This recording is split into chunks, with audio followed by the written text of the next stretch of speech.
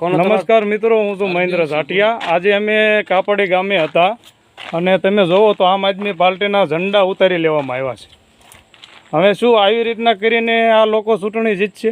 અમને હું પ્રચાર કરવાનો પણ અધિકાર નથી। કાપડી ગામમાં અમારા કાર્યકર્તાઓએ ઝંડા લગાડ્યા હતા। અમે પ્રેમથી અમારી જે ચૂંટણી પ્રચાર હોય છે એ રીતે અમે નિયમિત પ્રચાર કરી રહ્યા હતા અને અમારા ઝંડા ઉતારી લેવામાં આવ્યા।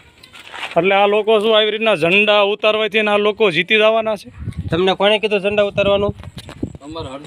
આ લોકો એવું કે કહેવામાં આવ્યું કે ઝંડા ઉતારી લ્યો, તો અનેક જગ્યાએ ઝંડા લગાડ્યા છે ભાજપે, તો શું એને આધાર સંહિતા નથી લાગતી? માત્ર આમ આદમી પાર્ટી માટે જ આધાર સંહિતા છે? એટલે આવી રીતના તાનાશાહી અને આવી રીતના ડરાવી ધમકાવીથી ચૂંટણી નથી જીતાતી। આ લોકશાહી છે, બધાયનો અધિકાર હોય છે કે પોતપોતાની રીતે પ્રસાર કરે અને લોકશાહીના ધબે ચૂંટણીનો પર્વ ઉજવાય।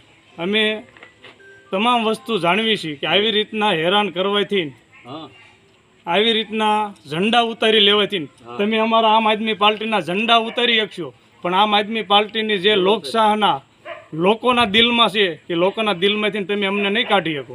તમે ભલે અમારા ઝંડા ઉતાર્યા, પણ તમે લોકોના દિલમાં જે આમ આદમી પાર્ટી પ્રત્યે પ્રેમ છે, જે આમ આદમી પાર્ટીને જે લોકો ચાહી રહ્યા છે એ લોકશાહના તમે લોકોના હૃદયમાંથી અમને નહીં ઉતારી શકો। તમે ઝંડા અમારા ભલે ઉતારી લીધા, આટલી હદે તાનાશાહી છે।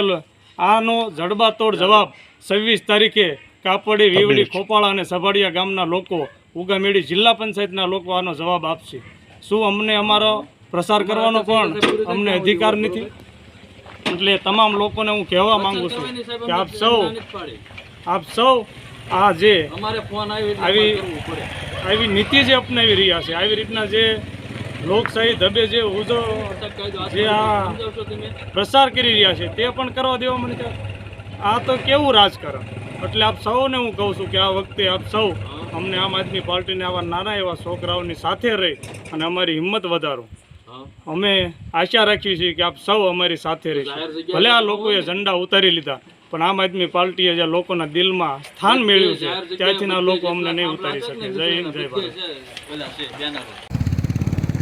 મારું નામ મહેન્દ્ર ઝાટિયા છે, આમ આદમી પાર્ટી ગરડા તાલુકા પ્રમુખ। અમારા આમ આદમી પાર્ટીના કાર્યકર્તાઓ દ્વારા અમારી જે ઉગામેડી જિલ્લા પંચાયત સીટ છે એમાં તમામ જગ્યાએ અમે પ્રસાર માટે ઝંડા, બેનરો વગેરે સાહિત્ય અમે લગાડ્યું।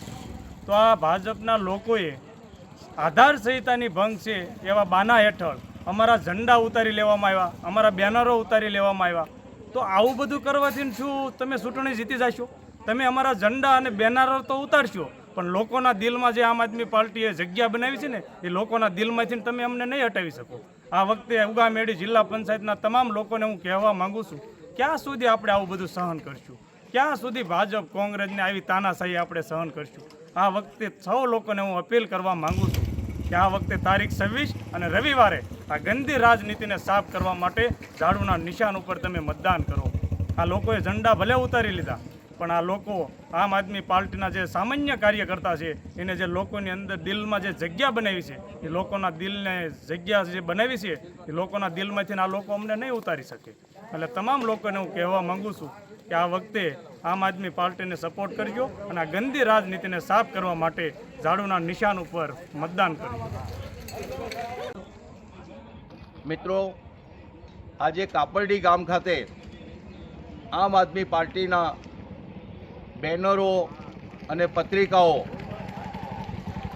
કોઈ ભાજપના દબાવથી બેનરો ઉતારી લેવામાં આવ્યા છે અને અહીંયાના તલાટી કમ મંત્રીએ એના 5-7 મળતિયાઓને લઈને આચાર સંહિતાનું ખોટું બહાનું બનાવીને બેનરો અને પત્રિકા ઉતારી લીધી છે।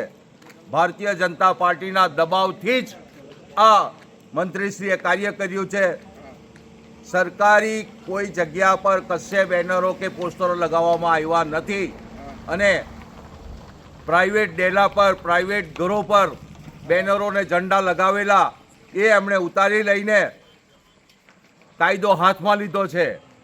આ પરથી એટલું તો દેખાય છે કે આમ આદમી પાર્ટીના સમર્થનને લીધે લોકોના સમર્થન આમ આદમી પાર્ટીને મળવાથી ભાજપ ડરી ગયું છે, ભાજપ બોખલાઈ ગયું છે, જેથી આવી હીન પ્રવૃત્તિ કરી રહી છે. પણ ગામજનોની સાથે મળતા સમગ્ર ગામજનોએ કહ્યું છે કે ભલેને એ ઝંડા ઉતારી લે કે ભલેને અમને બાનમાં લઈ લે, અમે 26મી તારીખે ઝાડુના બટનને જ દબાવીશું. માટે તમારે ભાજપના મળતિયાઓને કહેવા માગું છું કે તમારે જે રમત રમવી હોય તે રમી લો, પ્રજા અમારી સાથે છે. અને સરકારી અધિકારીઓને પણ કહેવા માગું છું કે ભાઈ આપણે જરા માપમાં રહીએ અને સાથમાં રહીએ. ભારત માતા કી જય.